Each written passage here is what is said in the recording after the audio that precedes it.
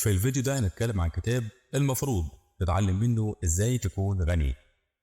بغض النظر انت عايش فين او دخلك قد ايه، فالكاتب بيقولك ان الموضوع سهل مش صعب. الكتاب اسمه I will teach you how to be rich.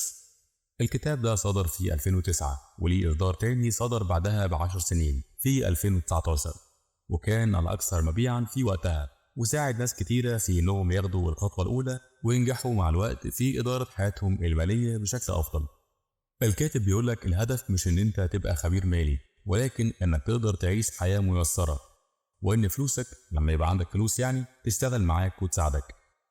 في الكتاب مش بيقولك ركب لمبات موفرة أو شيل فيش الشاحن وابصر راوتر زي أستاذ ناصح اللي بيوفر في فاتورة الكهرباء، ومش هيقولك تحرم نفسك عشان تحوش.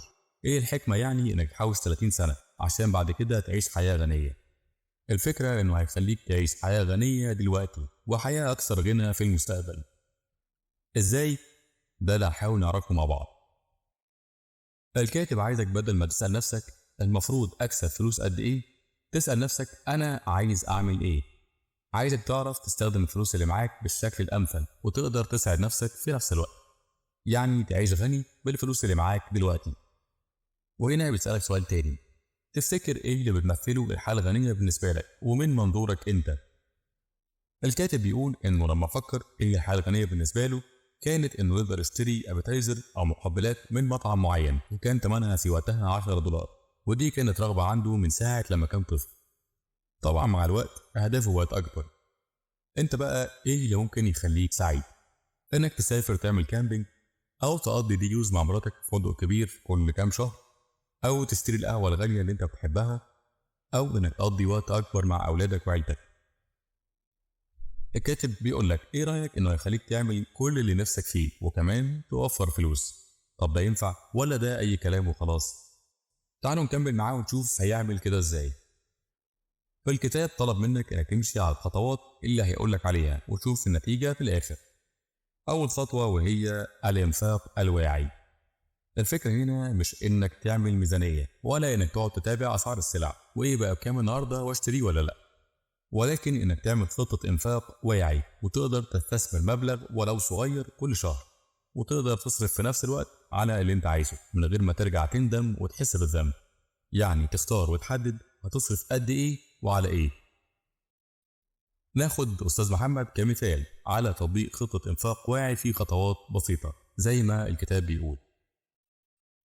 أول خطوة وهي حساب الفيكسد كوست أو المبالغ الثابتة اللي أنت مضطر تصرفها، وده تقريبا بيكون من 50 ل 60% من الدخل.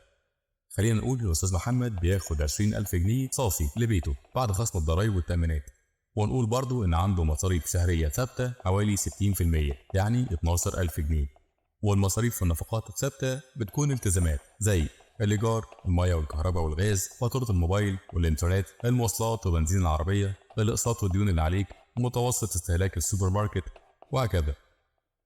بعدها أستاذ محمد بيحط 10% كنوع من الادخار، بيحوشهم يعني، وعشان يقدر يغطي الحاجات اللي هو ما عملش حسابها، زي الدكتور في حالة طارئة، عربية اتخبطت، عيد ميلاد كان ناسيه واضطر يجيب هدية، حاجات زي كده.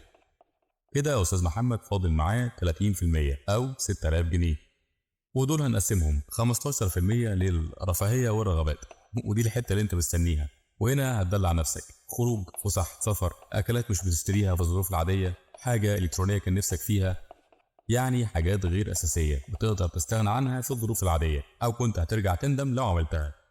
وبكده يكون فاضل مع أستاذ محمد 15% أو 3000 جنيه، ودول هيستثمرهم. يعني دي الثروة اللي أستاذ محمد هيكونها مع الوقت ويقدر يأمن منها كمان دخل إضافي، سواء كان الاستثمار ده في التجارة، بورصة، ذهب، شهادات بنكية. وهنا كل واحد بيقرر هيستثمر إزاي وحجم المخاطر اللي هو ممكن يتحملها. كده المفروض أستاذ محمد يقدر يستثمر 36,000 جنيه في السنة، وهناخد في اعتبارنا كمان ان مرتبه وخبرته بتزيد مع السنين، وان استاذ محمد بيقدر يزود مبلغ الاستثمار ده لو اضاف ليه حاجات زي المكافآت والارباح السنويه، ومع السنين ممكن الاستثمارات دي تدخل دخل اضافي. الخطوه اللي بعد كده وهي السيفنج جولز، وهنا بيقول لك انت ممكن توفر وتقتصد في ايه مقابل انك تصرف اكتر على الحاجات اللي بتحب تصرف عليها. نرجع تاني لاستاذ محمد.